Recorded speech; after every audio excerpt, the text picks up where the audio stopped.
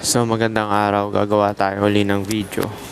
So tong video na to is about pa rin to sa self mo or point of view mo. Na-realize ko to kasi nagkaroon ako ng realization kanina kasi nakahihiga ako. Naalala ko, yung unang punta ko dito sa New Zealand. Nag-aaral pa muna ako ng 6 weeks, di ba? Tapos bago makuha yung certificate, tapos naghanap na ng trabaho. So dun sa nung upahan ako dun, student, tapos shared yung room, so may mga kama-kama doon, nasa double deck ganun. Tapos napansin ko merong mga babae doon na may karelasyon na lalaki. Yung isa Indian, yung babae walang trabaho, nandun lang sa bahay. Tapos yung asawa niya nagtatrabaho minimum wage. Tapos yung isa namang babae, Argentinian yun. Parang 37 na ata yun. That time, 33 pa lang ako nun. 37 na yung babae. Tapos yung Argentinian yun, matangkad pa sa akin yung babae. Tapos yung BF niya, matangkad. As in, parang mga 6'2", 6'4", ganon. Kaso, minimum wage earner din. So, tingin ko, dalawa sila nagtatrabaho.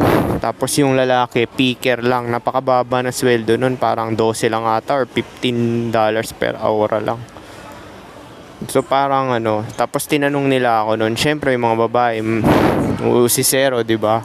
Ginagawa mo dito, ganyan. Sabi ko, nag-aaral. Tapos sabay, anong course mo? Parang ganon. Sabi ko, nursing. So, narinig nila yung gano'n. Naniniwala rin ako doon sa status na yon. Pero, ang point of view nun, dahil pa rin sa'yo yun.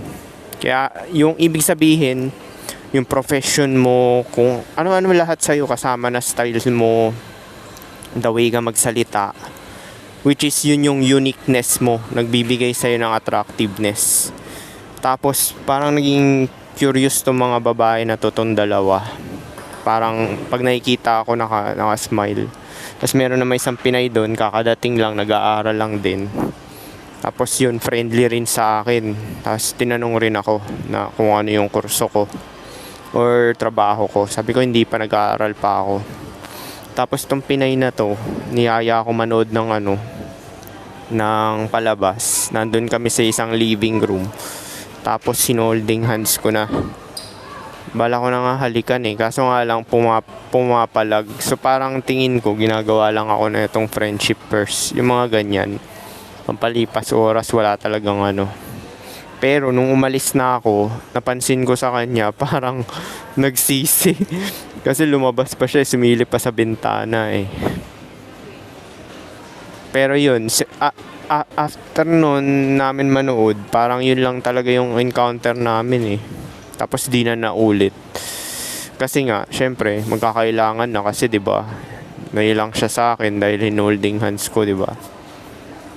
Gusto ko na nga halikan, pero sa totoo tinitigasan na ako noon. Alam ko nararamdaman rin ng babae 'yun pagka nalilibugan kapag tinitigasan ka Nararamdaman din nila 'yun, kaya hindi ka pwede makipagsinungaling. Kahit naman ikaw nararamdaman mo pag gusto ka ng babae. Kaya kailangan mo talaga experience talaga. Mag-numbers game ka, makipag-usap ka sa babae, or sa mga kahit ganyan yung ginagawa ko, 'di ba? 'Di ba yung ginagawa ko sa nag-entertain ako.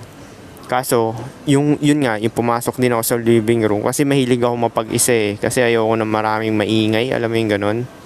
So, lagi ako nag-i-stay doon. Sabi, yung isa yung Argentinian na babae, lumalapit doon. Pumapasok doon sa living room, may kukunin kung wari, wala namang kukunin. Tapos yung Indian naman, paglalabas ako, biglang tatiming. Kuwari naghuhugas ako ng rice cooker, hinugasan ko, tsaka yung pagkainan ko. Bigla siyang lalabas, tapos makikipag-usap, tatiming din. So iniwasan ko yan kasi, syempre alam mo, ka-flat mo rin yung mga boyfriend nila, diba? Kaya iniiwasan ko sila, hindi ako nakikipag-usap, ini-snub ko talaga tong mga to. Kasi nga, alam ko na yung senaryo Ganito yun pag namulat na talaga yung mata mo. Kasi na-open yung mata ko, yung sinasabi nilang third eye, diba? Although bukas naman na talaga yan, pero hindi yung bukas na bukas talaga. Kaya nga sinishare ko itong mga wisdom na to, yung mga impormasyon para talagang mabuksan ng tuluyan yung wisdom, yung ano nyo, third eye nyo, di ba? So pag nakikita mo yung ganyan, potential problem, di ba? Biruin mo ang tangkad nung ano, tapos yung isa Indian. Tapos sabay mamaya magselos, di ba? Tsaka yung tingin ng lalaki nung Indian, iba na. So nilayuan ko na yung Indian na yun. As nakikita din nung Indian na palagay yung loob nung Pinay sa akin, tas nanood pa kami side by side.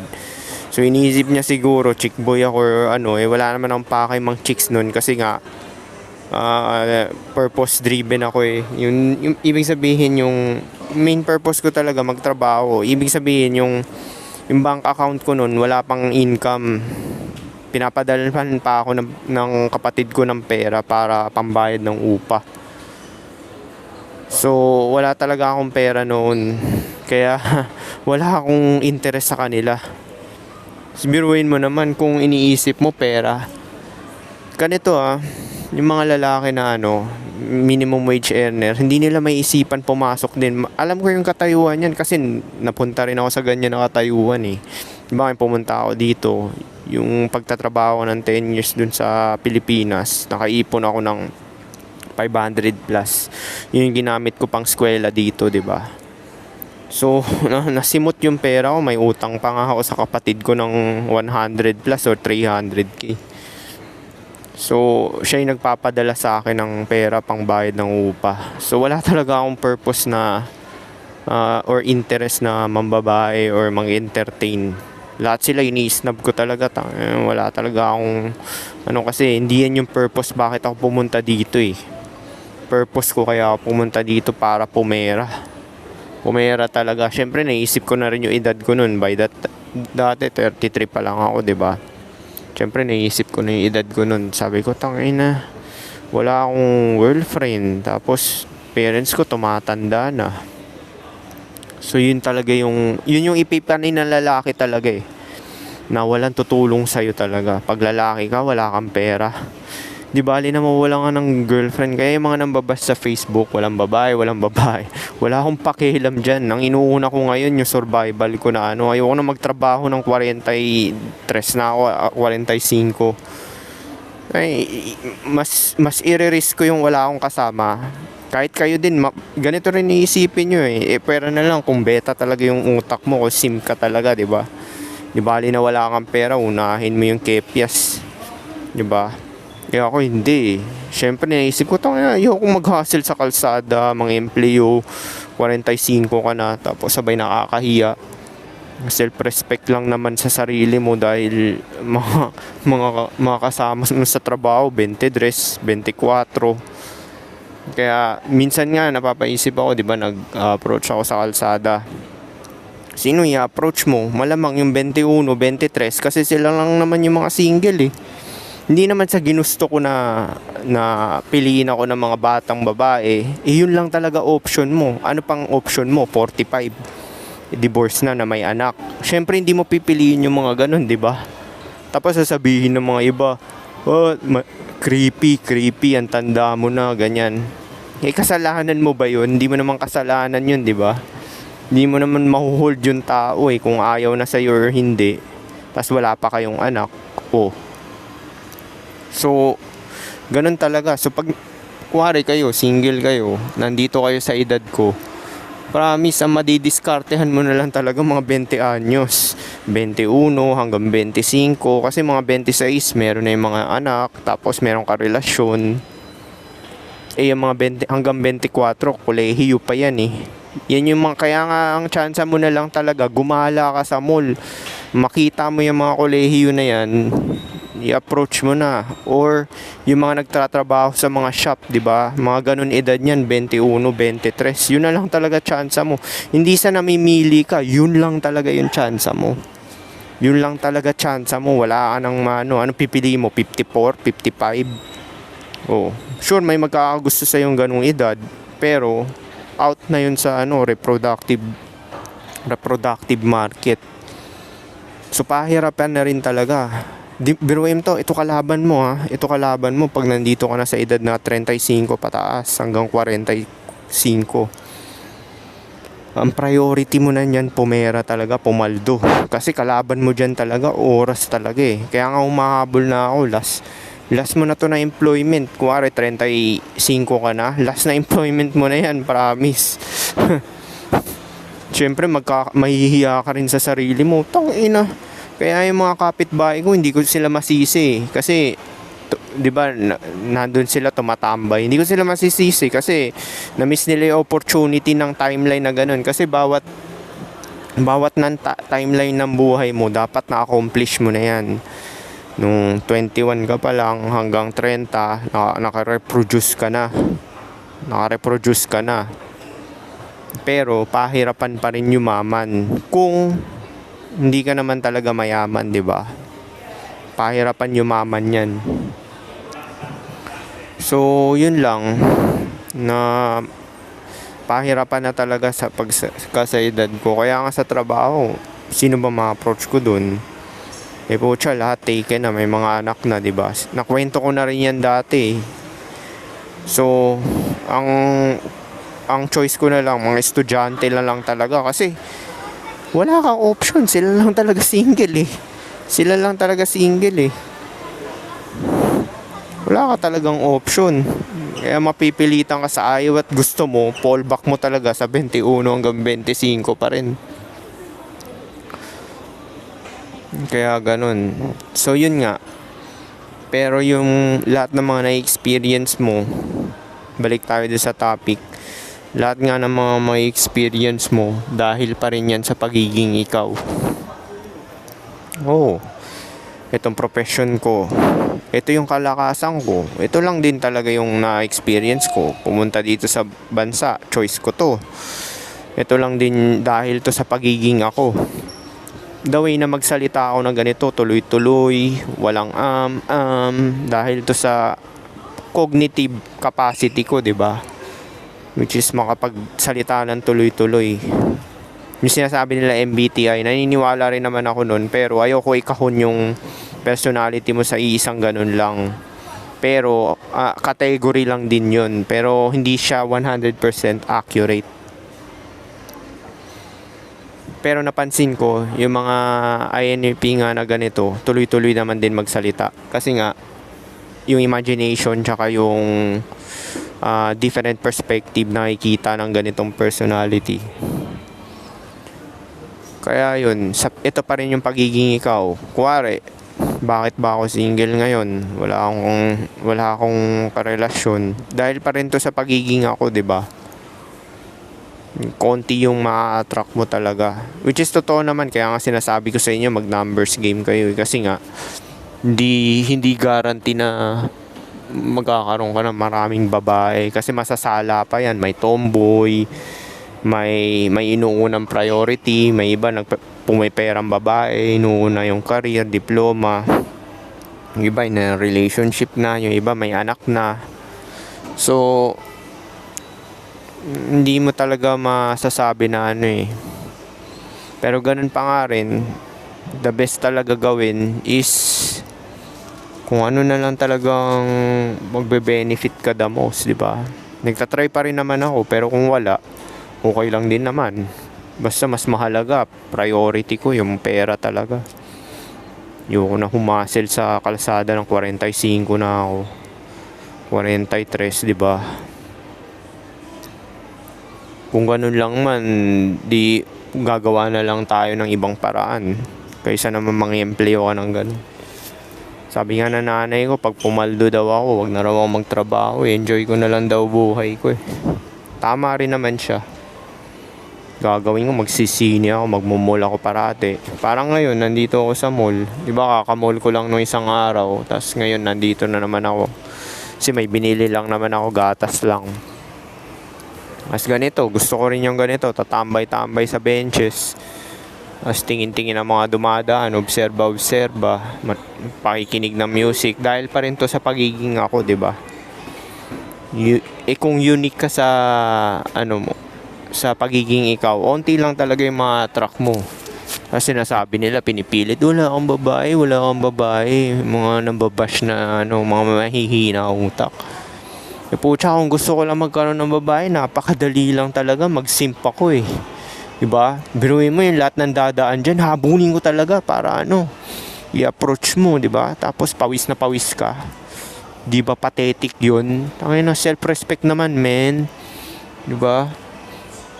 Hindi ka naman desperado eh. Biruin mo, ibababa mo yung sarili mo para sa pussy, diba? Biruin mo, hahabulin mo. Tangina, diba? Tapos, imi-message mo, kukulit-kulitin mo. Kaya nga sinasabi ko, pero biruin mo, sa katayuan mong ganito, hindi nag-reply yung babae, di ba? Anong gagawin mo? Kukulitin mo? Kukumbinsihin mo?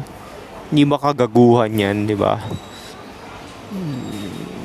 Parang nakaka-degrade din ng sarili yung ganun, di ba? Kaya nga, kahit nga lang yung tanggihan ka, kuwari, plano mo halikan yung babae, biglang umiling, tumanggi, di ba? Hindi ba nakakasama ng loob? Parang gusto mo na iiwan yung babae, di ba? Merong ibang babae, oh shit test daw yun, shit test. No, hindi ka gusto. Anong shit test na pinagsasabi mo? Tanga ka lang talaga, hindi malawak yung awareness mo. Pag ganun yung babae, halikan mo ayaw, o kaya i-holding hands mo ayaw. Ano ibig sabihin nun? Black and white to black and white. Kasi alisin nyo yung mga programming nyo sa utak nyo. Hindi nyo makukumbinsi yung babae. Kuwari yung holding hands mo ayaw. Ano ibig sabihin nun? Ito kung bukas yung mata mo hindi ka gusto. Yun lang naman yun eh. Kasi kung gusto ka, papayag lahat eh. Ba?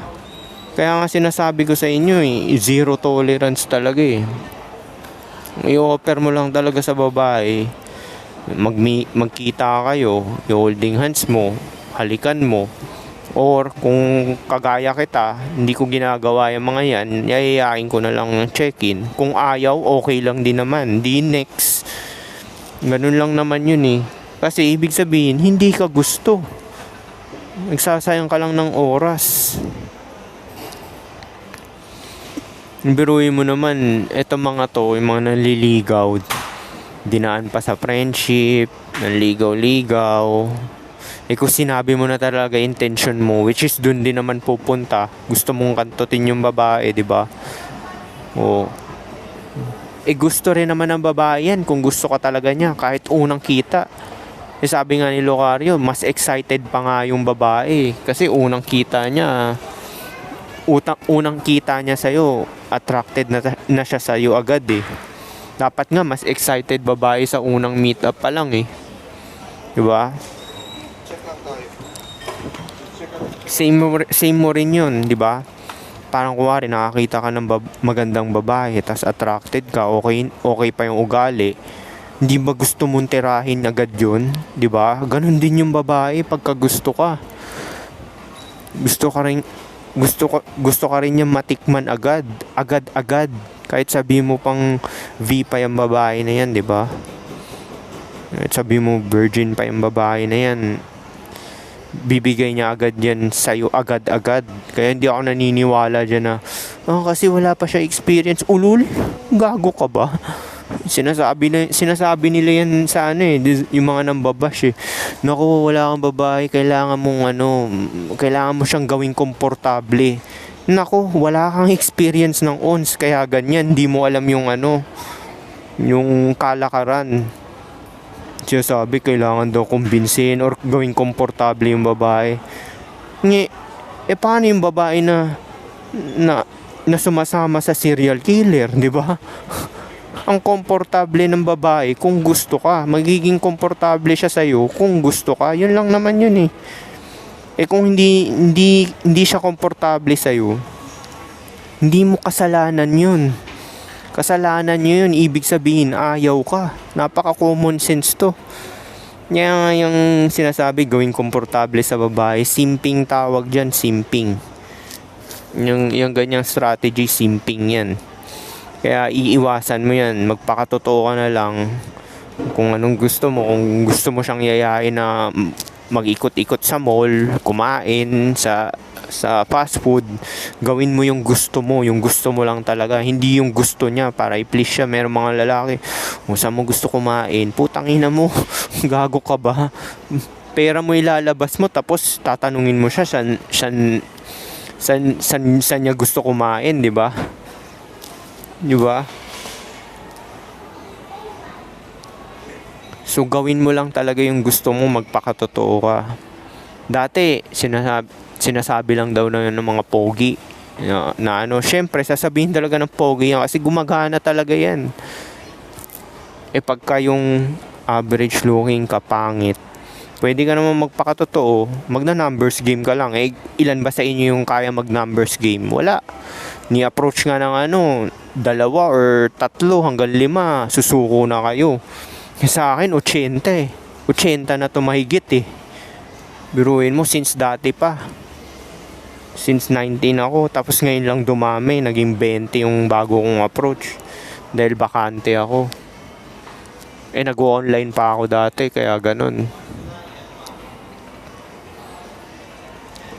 Numbers game lang yan. Sasabi, hindi raw Tsaka hindi ka naman magiging sabik talaga Yung tipong kakaririn mo dahil sabik na sabik ka na magkarelasyon. Tuloy mo lang yung pagpapapera mo, tapos download ka ng dating apps, online ka. 5 minutes lang naman yung swipe sa 3 dating apps. 5 minutes mo lang yung isa swipe, tapos sabay kung may mamatch ka, okay lang, message mo na sila lahat, meet up agad, ganun. Hindi ka naman magsasayang ng oras Tapos sa real life naman, kuwari napunta ka sa mall, may nakita ka ng mga type mo, lapitan mo, ganun lang naman Parang ginagawa ko dito pag may nakita lang naman ako dyan sa bus station. Minsan nga napadaan lang sa bus station sasabihan ko na excuse me, ganun, tapos sabay papakilala na ako. Ganun lang naman, di yung sasadyain mo pa. Napaka-pathetic nun, di ba? Nakakakita ako yung mga PUA, di ba? Kinakarir nila. Nako, kasi pag alam mo yung pagka merong law nun pagka gigil na gigil ka, pumapalpak kasi nagiging hindi siya natural scripted siya Parang gusto mo planchado lahat Pansinin mo pagka yung hindi siya natural, hindi siya go with the flow, nangyayari scripted, tapos sabay pumapalpak siya. Di ba yung mga PUA hinahabol pa sa kalye? Huwag mong gagawin yun, madadapa ka pa. Tapos marereklamo ka pa dahil hinahabol mo siya. Dapat na ginawa mo yun, harassment na yun, di ba? Hinabol mo siya, tapos excuse me, gaganon. Hindi, makasalubong mo lang, o kaya nasa likod ka, mag-excuse me ka lang, ganun. Wag mo siya hahawakan, wag kang tanga. Unang approach pa lang, wag mo nga hahawakan yung babae. Kahit magpakilala ka, wag mo yung shake hand yan. Pwede ka lumapit sa kanya, close proximity, wag mo hawakan. Tsaka yung mga nakikita mo, yung hinahawakan, scripted yun. Hindi mo pwede gawin sa totoong buhay yun, di ba? Gagawin mo yun, hindi ka namang kilala.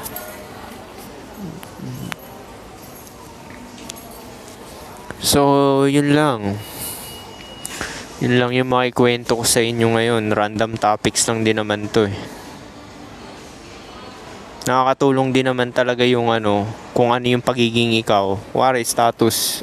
Sure, ma-attract sila sa pagiging nurse ko, ganyan. Pero, dahil pa rin sa pagiging ako yun. Kaya nga yung sinasabi ni Andrew Tate, sabi niya, sino ba yung ikaw, who you are? Gusto lang naman talaga ng babae yung pera lang din naman talaga Namulat na ako niyan, pera lang din talaga mauuwi ito Biruin mo, ito nga pinost ko sa Facebook, di ba? Jillian Ward, 20 anyos. Minessage daw si Singson kung kumain na siya, di ba? Unang nag-message, di ba? Habol nun, ba't unang nag-message? Di ba nasabi ko na sa inyo yan? Pagka babae gumawa ng move, may pakay yan. Kahit naman ikaw gumawa ka ng unang move sa babae, may pakay ka, which is mabembang siya. Now, kapag babae unang nag-move, hindi niya pakay na mabembang ka. Ang pakay niya, pera mo. Parang yung mga nag-aano sa akin, obvious naman na kaya naman sila nag-move sa akin dahil gusto nila yung profession ko, di ba? O biruin mo yung cleaner nagpatira sa akin. Hindi pa ba obvious yun na gusto niya yung long-term servidor, yung katrabaho ko na 22. Kaya naman siya nagpatira dahil bore lang siya. Hindi naman niya talaga ako gusto. Kasi kung gusto niya ako, hindi siya magkakaroon ng resistance. Kaya ako dinispat siya yun kasi puro resistance. Sabi ko, huwag ka nang magbe-vape. Kasi nandito tayo sa kwarto ko. Tapos, tangina, pangalawang meet up, pangatlo, nagbe-vape. Sabi ko, tangina, tigas ng ulo nito. Sabi ko, di bali na, susulitin ko na lang tong walang hiyang to. Tapos sabay, ako rin siguro after 8, dinispatch ako rin siya. Kasi nga, sabi ko, dun na rin naman to pupunta dahil hindi naman niya talaga ako gusto kasi puro resistance eh. Di unahan ko na, dinispatch ako na ng kasi sabi ko, pupunta ka ba dito ng Wednesday? Ini-ignore. Sabi ko, wala na to, ayaw talaga nito. Ginamit lang ako nito pampalipas oras. Okay lang naman, na-hit ko naman siya. Pero yun nga lang, sinayang niya rin oras ko, di ba? Hindi ginawa ko, dinispatch ako nabuisit ako eh. Puro resistance eh. Sabi ko, hindi ko to nararanasan. Alam yung last ng 2 kubo ko, hindi ko nararanasan yung puro resistance. Kaya naranasan ko lang yan sa mga babaeng nag-a-approach. Pero yung ako yung mismong gumawa ng move, hindi ko nararanasan yan. Kaya nga kunikwento ko na sa inyo yung experience ko kasi nga yung mga choosing signals, mga hindi na totoo yan. Dati sinabi ko, okay yan, pero may category pala yung babae, di ba? O choosing signals, gagawin kanya emotional tampon, gawin kanyang long-term provider. Mag-i-smile siya, pinifake niya, tapos kumare mag-orgasm. Wala naman pala. 'Di ba? Ikaw tanga-tanga ka, madali ka mauto. Kahit nga yung pagbibigay ng babae, nire-refuse ko yan kasi ayoko nga ma-bribe ako 'di ba? Parang yung sa trabaho. Sabi ko, yun alam mo yung nagreklamo sa akin. Binibigyan niya ako ng pagkain, tapos tumatabi sa akin. Sabi ko, gusto ba talaga ako nito? Ibiruin mo, babae nag-move nun nagbigay ng pagkain. Sabi ko, pang minayayain ko nga to. Sabi ko, kailan ka, anong ginagawa mo sa off mo? Naglilinis ng bahay. Biglang dinirect ko na, sipag mo naman. O sige, maglinis ka na ng kwarto ko, kailan ka ba libre? Tangina, biglang binanggit yung boyfriend. Tapos after nun, hindi ko na pinansin kasi hindi nga ako gusto eh. Kasi may resistance na eh. Sabi ko, tangina nito, bibigay-bigay ka tapos hindi mo pala talaga ako gusto. Attention seeker ka lang. Nireklamo mo pa ako. Tapos nagsinungaling ka pa paulit-ulit. Diba? Kaya wag na kayo maniwala sa mga ganyan. Maganda talaga, sundin mo yung program mo. Kuwari may specific program ka. Kasi ako may specific program ako kasi naka-experience na ako ng 11. So, yun na talaga yung program sa utak ko na pagka gusto ko ng babae, bibigay niya talaga yung KPIs niya ng 1 day pa lang. Sinishare ko na to sa inyo. May nakapag-ano na nga nito eh. Nakapag-testify eh. Minessage niya, dinirect niya sa online ng bembangan, nagkita, tapos bembangan agad. Ganun lang kadali yun. Tapos yung isa naman, nag-message din sa akin, sabi, mga pakarat naman yung mga papayag ng ganun. Hindi mga pakarat yung papayag ng ganun. Meron akong katropa, nagbar kami. Yung babae, gusto siya, pag nagpa-diverginize sa kanya yun. Dahil lang sa bar yun Ang dami kayong babae na diverginize sa bar. Tapos sasabihin mo, kailangan mong gawing komportable babae. Wala sa kanila yung virginity dahil malibog din yung mga babae. Hindi nyo alam yun, no? Mga tanga kasi kayo eh.